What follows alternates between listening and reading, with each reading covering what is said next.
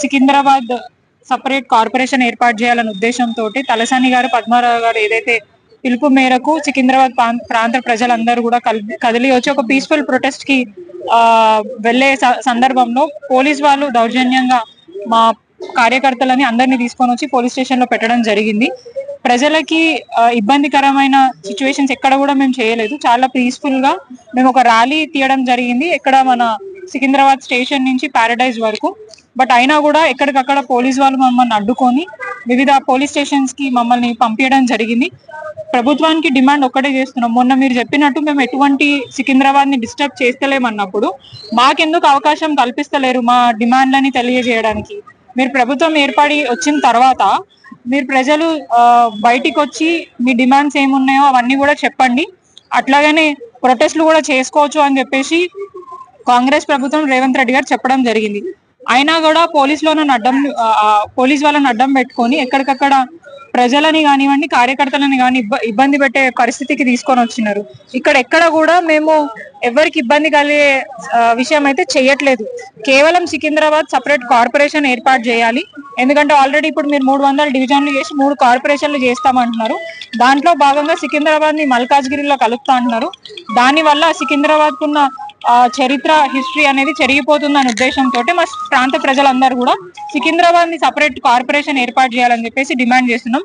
దానికి ప్రభుత్వం సహకరించి మాకు సపరేట్ కార్పొరేషన్ ఏర్పడితే ఇక్కడున్న డెవలప్మెంట్ ఇక్కడే ఉంటది, ఎక్కడ పోదు అనేది డిమాండ్ తోటి ఈరోజు మేము ఇక్కడికి రావడం జరిగింది. అండ్ రేవంత్ రెడ్డి గారు గుర్తుపెట్టుకోండి, ఇది మీకు ఆఖరి ఎన్నికలు ఉంటాయి. మళ్ళీ వచ్చే రోజుల్లో మీ కాంగ్రెస్ ప్రభుత్వాన్ని భూస్థాపితం చేస్తారు తెలంగాణ ప్రజలు. ఇట్లా అన్యాయంగా పోలీస్ వాళ్ళని పెట్టుకొని దౌర్జన్యంగా మహిళలను కూడా చూడకుండా మా కార్యకర్తలను వదిలేసేయండి. రోడ్ల మీద పోతున్న సిటిజన్స్ కామన్ సిటిజన్స్ ని కూడా తీసుకొని వచ్చి పోలీస్ స్టేషన్ లో కూర్చోబెట్టి ఇబ్బంది పెట్టే ప్రయత్నం చేస్తున్నారు. ఇవన్నీ కూడా తెలంగాణ రాష్ట్ర ప్రజలు గమనిస్తున్నారు. ఖచ్చితంగా వచ్చే ఎన్నికలలో మీకు బుద్ధి చెప్పడానికి సిద్ధంగా అయితే ఉన్నారు. జై తెలంగాణ. Thank you. ఈ రోజు ఏదైతే రేవంత్ రెడ్డి గారు నిర్ణయం తీసుకున్నారో ఈ 3 కార్పొరేషన్లు చేయాలి, హైదరాబాద్, సైబరాబాద్ అండ్ మల్కాజ్గిరి అని చెప్పేసి. ఇలా సికింద్రాబాద్ ఎక్కడ పోయింది? సికింద్రాబాద్ అస్తిత్వాన్ని నామమూల లేకుండా చెరిపేలు వందల సంవత్సరాల చరిత్ర కదా ఈ లష్కర్ ని నామరూపాలు లేకుండా రేవంత్ రెడ్డి గారు ఎట్లా డిసిషన్ తీసుకుంటారు? ఎవరు ఇచ్చారు మీకు ఇది? అది ఒకటి ఏమన్నా మీరు ఏమన్నా ప్రెస్ మీట్ పెట్టారా, లేకపోతే క్యాబినెట్ మీటింగ్ పెట్టారా?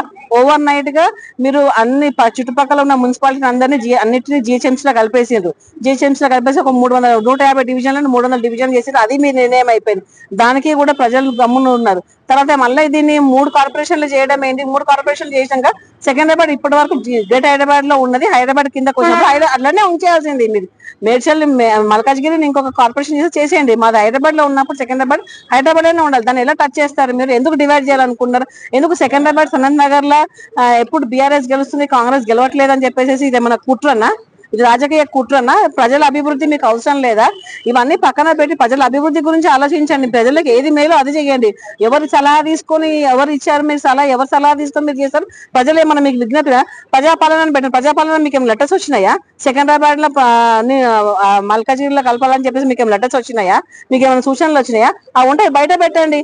ఎవరి నిర్ణయం ప్రకారం మీకు ఏమన్నా రాజ్యాంగబద్ధంగా మీరు పోతారా, లేకపోతే మీ ఇష్టం వచ్చిన రాజ్యాంగం మీరు రాసుకోవాలి, మీ ఇష్టం వచ్చినట్టు మీరు పరిపాలన చేయడానికి ప్రజలు మిమ్మల్ని ఎన్నుకున్నారా? ఇదే నా మార్పు? ఈ మార్పు కోసమేనా మేము మార్పు తీసుకొస్తామని చెప్పింది? ఇదా మీరు తీసుకొచ్చే మార్పు? ఖబర్దార్ రేవంత్ రెడ్డి, మీకు ఇష్టం వచ్చినట్టు చేసుకొని రాత్రులు మీరు అన్ని మార్చేసేసి మీ ఇష్టం ఉన్నట్టు ఆడుకోవడం అంటే ఎవరు ప్రజలు ఊరుకుంటారు అనుకోకండి. మీరు మళ్ళా ఎలక్షన్లు వస్తేందుకు 3 సంవత్సరాలు ఉన్నా కూడా అప్పటి వరకు కూడా మేము మీరు చేసిన ఆటలను సాగుతాయని ఎప్పుడు కూడా అనుకోవద్దు. సికింద్రాబాద్ ప్రజలు ఎవరు ఏం చేతగానోళ్ళు కాదు. మేము మా ఉనికి లేకుండా మీరు చూడాలనుకుంటే మా ఉనికిని మేము ఎట్లా కాపాడుకోవాలో కూడా మాకు కూడా తెలుసు.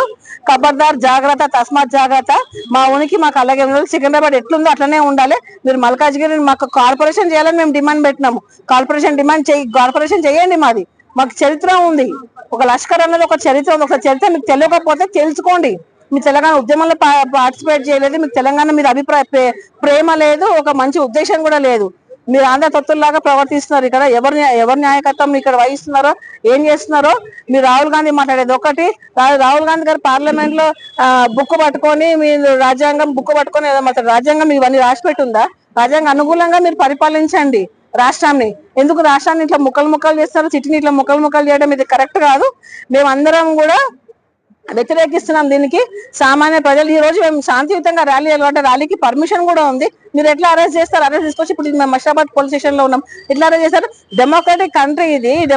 మా అభిప్రాయం చెప్పుకునే స్వతంత్రం మాకు ఉన్నప్పుడు మీరు మా అభిప్రాయం తెలుసుకుని కూడా మమ్మల్ని అరెస్ట్ ఎందుకు చేసిండ్రు? మీరు మేమేం తప్పు చేసినామా? మేమేమన్నా అల్లర్లు చేసినామా? పగలగొట్టినామా? ఏమన్నా చేసినామా? ట్రాఫిక్ ఆపేసినామా?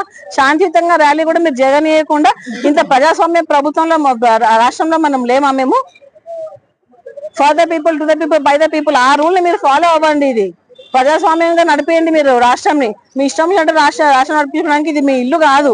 మీ ఇంట్లో నడుస్తుంది, మీ పార్టీలు నడిపించుకోండి. మీది ప్రజలపైన రుద్దదు మీరు సొంత అభిప్రాయాలన్నీ. ఇదన్నిటికీ మేము అందరం తీవ్రంగానే ఇంతమంది మహిళలని వాళ్ళ పట్టుకొచ్చి ఇక్కడ పొద్దు నుంచి కూర్చోబెట్టి ఇక్కడ కూర్చోబెడతారా మీరు? ఇదే నా ప్రజాస్వామ్యం రాష్ట్రం అంటే? ఇదే నా మీరు నడిపించేది? ఇదే నా మార్పు? ఈ మార్పు కోసం మీ కోట్లేసి గెలిచింది. ప్రజలారా గమనించండి, కాంగ్రెస్ ప్రభుత్వం, రేవంత్ రెడ్డి ప్రభుత్వం ఏం చేస్తున్నారు? ప్రజలకు ఏమైనా ఉపయోగపడుతుందా? పార్టీకి ఏమైనా ఉపయోగపడుతుందా? దీని గురించి మీరు ఆలోచించి మీరు ఇక ముందు కూడా జరిగే మున్సిపాలిటీ ఎలక్షన్ లో ఓట్ల ద్వారా మీరు నిరూపించుకోండి. మీది ఓట్లో మనకున్న ఒక పెద్ద ఆయుధము. వాళ్ళ దగ్గర పోలీసులు ఉన్నారేమో, మన దగ్గర ఓటే ఆయుధం ఉంది. ఆ ఆయుధంతో రేవంత్ రెడ్డికి మీరు బుద్ధి చెప్పాలని నేను కోరుకుంటున్నాను. జై తెలంగాణ, జై సికింద్రాబాద్.